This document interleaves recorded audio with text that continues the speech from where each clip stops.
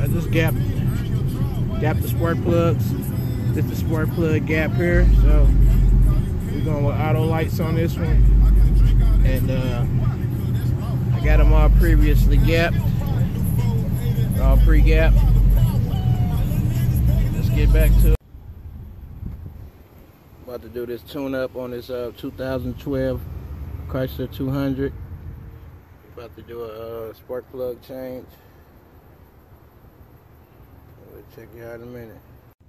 And this is the whole engine compartment here. It's not looking too hard to do. I guess you remove these and the spark plugs under there. So we're going to start that process and see how it go from there. Chrysler 300 wasn't running this morning. It wouldn't start.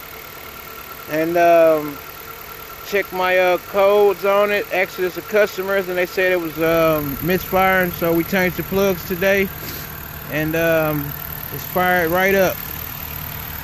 These are some of the old plugs. Yep.